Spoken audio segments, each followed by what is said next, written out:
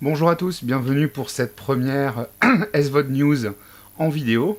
Jusqu'à maintenant sur cette page, je n'ai fait que partager des actus, relayer des actus de notre site. Dorénavant, et si je tiens bien le rythme, une fois par mois, je vous invite à me retrouver en vidéo sur cette page. Il suffit de vous abonner, puis autrement vous abonner à ma chaîne YouTube, vous retrouverez les vidéos aussi. L'intérêt de cette petite émission, en tout cas l'intérêt que je pense y donner, c'est de vous aider à vous y retrouver dans l'offre très large de SVOD disponible en France, dorénavant, puisque c'est très large et que bien souvent, il y a plein de petites perles ou des programmes un peu pas forcément très connus auxquels on passe à côté. Donc, juste pour rappel, qu'est-ce que c'est que la SVOD? La SVOD, c'est le fait de prendre un abonnement à une plateforme de vidéo. Cet abonnement va vous permettre de regarder des films, des séries, des documentaires, des concerts, des spectacles, enfin tout un tas de contenus en vidéo et à la demande, sauf que l'on ne paye pas à l'acte, mais on paye bien un abonnement mensuel qui nous donne accès à un catalogue global. Donc les principales plateformes en France aujourd'hui, il y en a quelques-unes. Pour ma part, il y en a 4 que je suis très régulièrement. Alors évidemment, la plus connue, c'est Netflix, mais il y a également OCS, une plateforme française qui est particulièrement intéressante, notamment sur ses offres de séries en H24, ou du moins pratiquement H+1 après les États-Unis. Amazon, qui propose un contenu vidéo dans son offre Prime, donc il y a aussi de la livraison gratuite comprise dedans, etc. Et il se trouve que je suis chez SFR, et SFR aussi a son propre service de vote qui s'appelle SFR Play. Donc pour cette première émission, j'ai choisi un programme sur chacune de ces plateformes à vous présenter. On va commencer par la première avec Netflix. A tout de suite.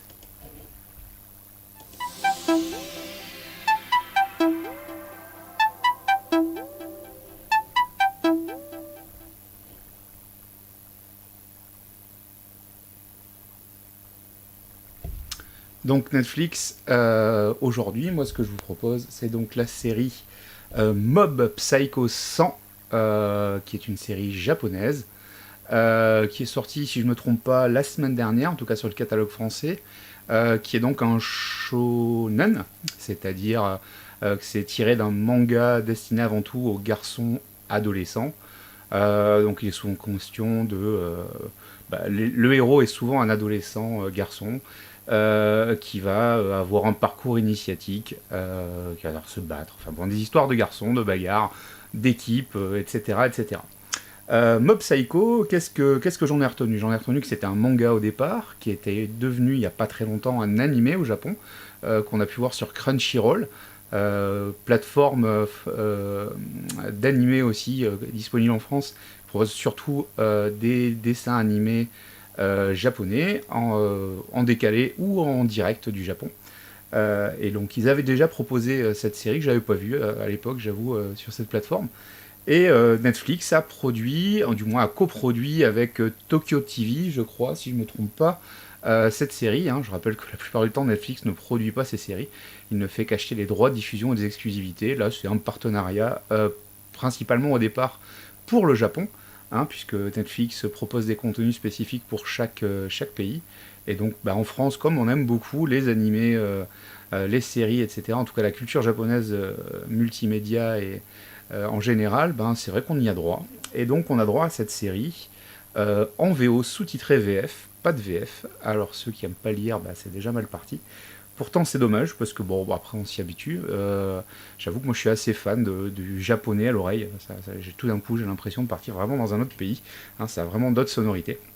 Et donc là, cette petite série de 12 épisodes, alors c'est des épisodes de 22 minutes grosso modo, on suit les aventures d'un adolescent mal dans sa peau, c'est presque un pléonasme à ce niveau-là, qui a une particularité, c'est qu'il a des pouvoirs psy, d'où le titre Psycho, puisque Mob c'est le surnom du héros.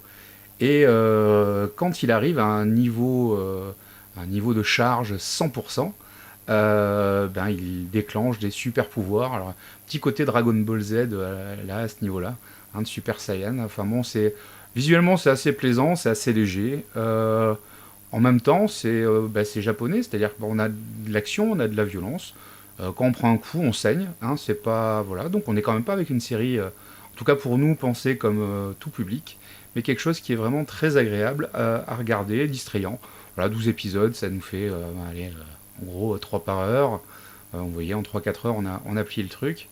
Et c'est plaisant, et avec quelques petites surprises. Hein, j'avoue que j'ai pas tout vu venir. Bon, évidemment, il y a des choses un peu faciles à voir, mais c'est assez stéréotypé, mais tous les personnages sont attachants. J'avoue qu'une saison 2, j'irai bien volontiers. Donc, à découvrir sur Netflix. Donc, ça s'appelle Mob Psycho 100. C'est disponible depuis la semaine dernière.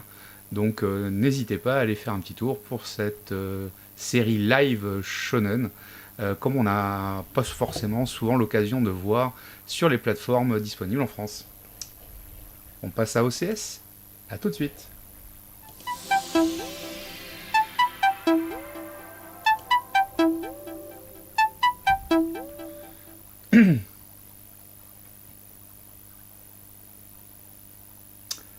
Et donc on est avec OCS. OCS, alors là pour le coup, pas de grande surprise, mais il était temps que j'en parle, en tout cas pour cette série qui est pour moi la série que j'attendais le plus de ce printemps, quoique peut-être pas la plus. Enfin bon, enfin si, quand même pas mal. Donc Westworld, qu'est-ce que c'est? Westworld, c'est une série américaine qui a commencé fin 2016, si je me trompe pas. Et donc c'est adapté d'un film de Michael Crichton, un film des années 70 qui s'appelait Westworld, en France Monde Ouest, hein, pour ceux qui trouveraient la version française quelque part, qui donc nous raconte les péripéties dans un parc d'attractions futuriste où les attractions sont réalisées par des androïdes, donc des robots à l'apparence humaine, et qui, dans le film en tout cas, vont se rebeller contre leurs créateurs, contre les humains. Donc l'occasion de faire une série de science-fiction de haute qualité, faut bien le dire, parce que on est vraiment avec des gros moyens. HBO voulait faire une nouvelle série, prendre le relais de Game of Thrones qui arrive à son terme, puisque il n'y reste plus qu'une saison de Game of Thrones à venir, donc en 2019. Donc il fallait trouver un nouveau programme au moins du même niveau. Et j'avoue que qualitativement, et puis au niveau intérêt, on y est. Voilà. Après, on a sur une série qui n'a rien à voir, c'est de la science-fiction, c'est très philosophique, c'est très dans la réflexion, puisque la question est qu'est-ce qui fait l'homme? Est-ce que l'intelligence artificielle peut être, je dirais, de qualifier d'humanité? Enfin bon, toutes ces questions-là, tout à fait éthiques de notre époque, dans des décors magnifiques, un casting exceptionnel et une bande son à tomber. Clairement, c'est vraiment un travail d'orfèvre, de musique d'ambiance déjà, mais aussi de réorchestration de titres qu'on connaît bien, qui viennent nous chatouiller l'oreille, mais dans des sonorités différentes. Enfin, vraiment quelque chose de très très bon. Donc en ce moment sur OCS, on en est à la saison 2, qui est encore en cours de diffusion, c'est-à-dire un épisode par semaine dès le lundi matin très tôt, soit 3 ou 4 heures du matin si je ne me trompe pas. On a dépassé le milieu de la saison 2. La saison 1 est toujours disponible également, donc c'est vrai que sur OCS c'est l'occasion, ils en font beaucoup la pub d'ailleurs. Abonnez-vous si vous n'y êtes pas pour le premier mois gratuit pour en profiter, c'est une bonne solution en effet. Pensez bien quand même, si vous voulez faire que le mois gratuit, à vous désabonner avant l'échéance, sinon vous vous attaquerez le mois suivant payant. Hein. Mais ça c'est un détail parce que vu l'offre d'OCS et toutes les séries qui y sont en ce moment, j'avoue que moi je trouve que ça les vaut bien, les 12 € par mois sans souci. Donc une chose est sûre, c'est que Westworld, c'est la série de science-fiction de ce printemps. Vraiment quelque chose de très très réussi. Et je vous encourage à aller voir. Alors bon, pas plus besoin de vous en dire plus, hein, mais c'est vraiment oui, peut-être une raison de prendre OCS si vous ne l'avez pas encore, parce que c'est vraiment très très très bon. Autrement, vous avez toujours la saison 1 aussi qui est disponible en DVD et en Blu-ray, donc faut pas vous en priver, parce que vraiment c'est quelque chose à avoir, à collectionner et à garder. Hein, ça se voulait être la relève de Game of Thrones en termes de public et de qualité de production, on y est. Après, on aime ou on n'aime pas le sujet, ça c'est clair. Mais le cahier des charges est bien rempli. Je vous propose de passer maintenant à Prime, donc Amazon Prime, et sa plateforme de vidéo.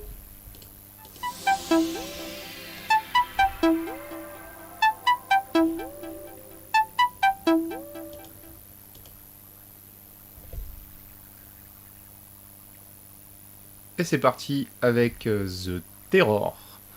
Alors, série qu'on a pu découvrir sur Amazon en deux vagues. Alors, Amazon Prime a une programmation un petit peu différente des autres, puisqu'on n'a pas vraiment d'offres en H+24. Par contre, on a ouais, des morceaux entiers qui sont disponibles régulièrement. Et là, donc, une série produite pour la plateforme, ou du moins un peu à l'idée de Netflix pour certaines chaînes de télé et aussi pour Amazon un peu à travers le monde. Donc, The Terror, c'est une série télé américaine adaptée d'un livre de Dan Simmons qui s'appelait Terreur, enfin en français Terror, où on va suivre l'équipage d'un bateau. Alors on doit être au fin 18e, si je me trompe pas. Ouais, ça doit être fin 18e siècle. Je crois que ce soit fin 19e. Non, soit fin 18e. Quoique. Enfin bon, en tout cas, allez, 19e et comme ça on est tranquille. Non, c'est fin 19e, ouais. Et qui va essayer de trouver une nouvelle route pour rejoindre les Indes. Enfin, c'est toujours la même idée, hein, à cette époque-là, de trouver des routes commerciales, puisqu'on est avec un bateau anglais, à travers l'Arctique. Et donc, ils vont essayer de trouver un chenal praticable au printemps, et voilà. Sauf que l'hiver arrive un peu trop tôt et le bateau se retrouve pris dans les glaces. Et l'équipage va essayer de survivre dans ce désert blanc hostile.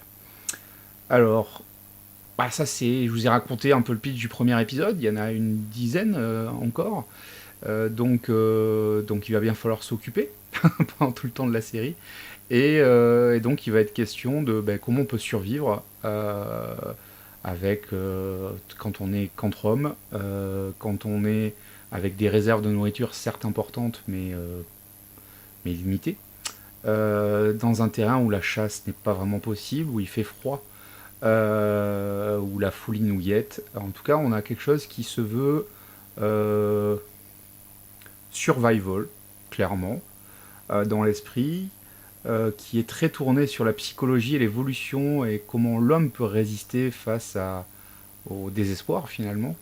C'est une série qui est très belle. Esthétiquement, c'est vraiment très beau. Bon, quelques effets d'écran vert qui se voient, parce qu'évidemment les décors sont tellement vastes que c'était un peu compliqué d'aller tourner en Arctique. Mais bon, dans l'ensemble, vraiment un souci du détail, de la reconstitution, de l'ambiance, un casting vraiment très performant, et une petite dimension fantastique qui vient amuser le public et rendre cette expérience un peu moins purement historique, puisque c'est quand même basé a priori sur une histoire vraie. Et donc ça, c'est disponible en intégralité, cette saison 1. Alors je vois pas comment on pourrait faire une saison 2, mais bon, c'est bon, voilà. Enfin, je vous l'ai dit, hein, on arrive au bout de l'histoire à la fin de la saison. Mais donc disponible sur Amazon. Donc pour rappel, Amazon Prime Vidéo en France, disponible si vous prenez l'abonnement Amazon Prime. Et c'est inclus avec les livraisons gratuites et rapides qui sont prévues sur abonnement. Vous avez accès à ce catalogue-là directement sur votre ordinateur, votre smartphone, votre console de jeu, etc. Dernière plateforme pour aujourd'hui avec SFR Play.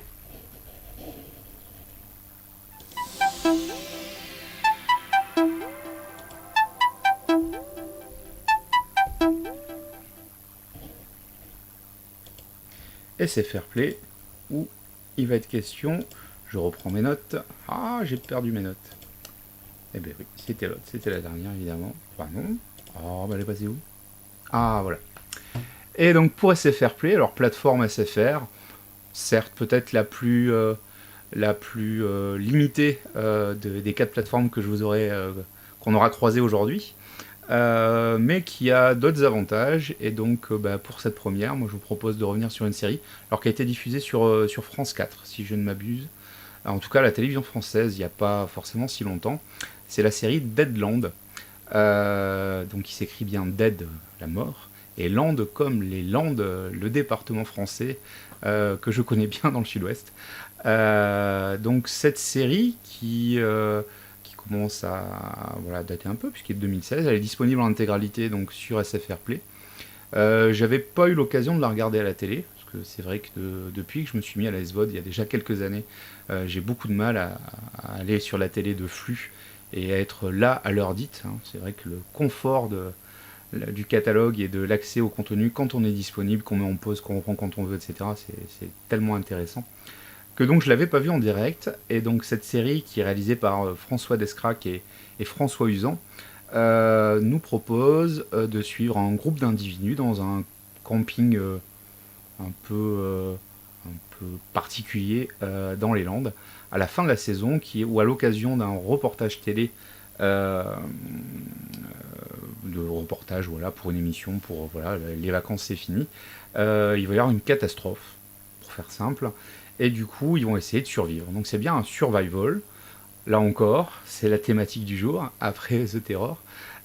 Sauf que le ton est vraiment humoristique.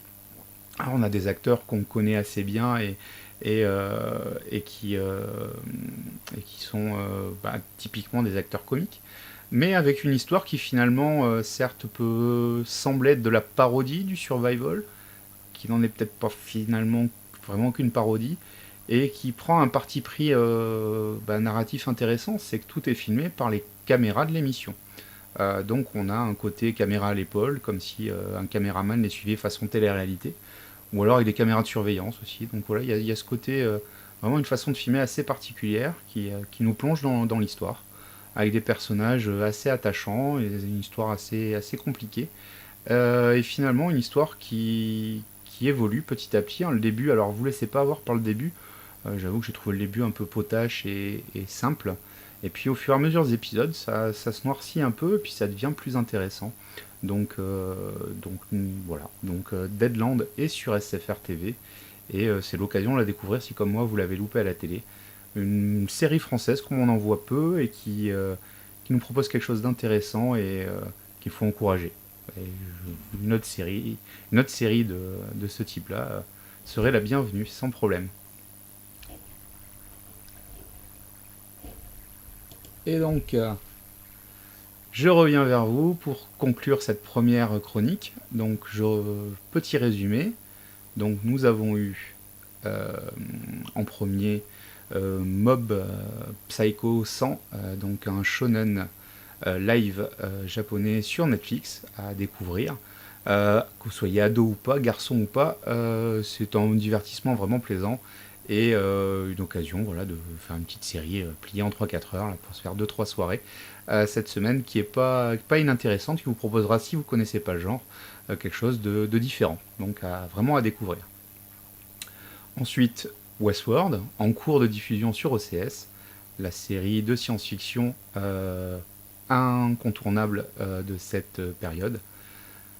Sur Amazon Prime, The Terror, une série complète, en tout cas une saison complète, et je vois pas comment il y aurait une saison 2, donc on va dire une série complète disponible, qui nous propose un survival au 19e dans la glace de l'Arctique, sur un bateau, et c'est vraiment différent et vraiment intéressant à découvrir.